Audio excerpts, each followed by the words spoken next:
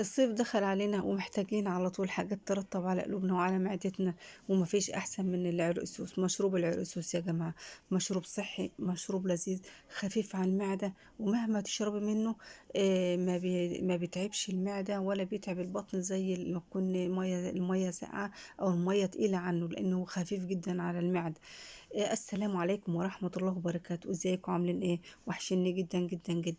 النهاردة بإذن الله هنعمل العرقسوس بطريقة سهلة جدا جدا وبسيطة. الناس اللي ما تعرفش العرقسوس، أول حاجة لما تشتري العرقسوس من عند الراجل اللي هو بيبيع البقول والحاجات ديت الموجود عنده العرقسوس، تقولوا له أنا عايزة عرقسوس سوري أو عرقسوس نوعيته نظيفة، لأن نوعية العرقسوس النظيفة بتفرق كتير جدا جدا في الطعم وفي العصير. طبعا احنا ما بنحطش للعرقسوس سكر يا جماعة، ممنوع خالص. في ناس بتحط، لكن نوعية العرقسوس كويسة ما بتحتاجش سكر. ما تصلى على الرسول عليه أفضل الصلاة والسلام. يا رب تؤجروا جميعا جدا، وحطوا لي لايك للفيديو بإذن الله عشان كلنا نؤجر بإذن الله. طبعا معايا كمية العرقسوس كمية بسيطة على قد ما هحتاج. عليها رشة بيكربوناتو أو كربونات الصودا، رشة بسيطة على بين صوابعك كده.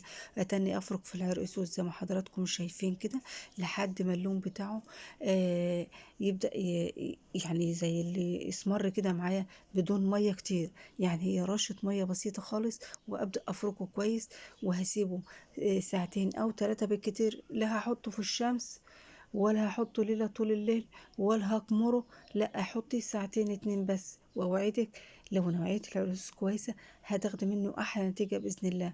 مش محتاجين دبكة كتير ولا العرقسوس معقد، لا. الطريقة دي جميلة جدا جدا. وان شاء الله هتبقى سهلة وبسيطة جدا جدا وهنعمله وهنلاقيه جميل جدا وصحي ولذيذ. بعد ساعتين او بعد 3 ساعات هبدأ معايا قماشة نظيفة، هبدأ أحط فيها العرقسوس بتاعي وأربط عليه وأحطه في مية متفلترة أو المية اللي انت تشربيها مية نظيفة. وهبدأ، شايفين ما شاء الله ولا قوة إلا بالله، ثواني ثواني هتلاقوا بسم الله ما شاء الله يخرج معانا شوية بشوية. شايفين ما شاء الله. مش هقول لكم يعني حاجة، لا انتوا شايفين حضراتكم بعيونكم النتيجة. شايفين ما شاء الله اللون بيخرج، شايفين في ثواني، في ثواني والله خرط وبقى اسمر وجميل جدا زي العسل الاسود. شايفين ما شاء الله ولا قوة الا بالله. طبعا هسيب القماشة ديت جوه المية لحد ما ابدا اجي اصبه واحط له التلج.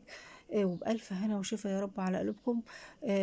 ويا رب الفيديو بتاعنا النهارده يكون عجبكم، ولو عجبكم ما تنسونيش في اللايك واشتراك وشيروا الفيديو عشان حبايبكم الحلوين يعملوا بيه ويكون سهل عليكم جميعا. شيروا الفيديو عشان كل حبايبنا يستفادوا بإذن الله. شايفين ما شاء الله. طبعا انا خرجته وصفيته، ما بيتصفاش لان القماشه يا دوبك بتصفي العرقسوس بس، لا بيبقى فيه شوائب ولا بيبقى فيه اي حاجه خالص تتصفى. فابدا اصبه يمين وشمال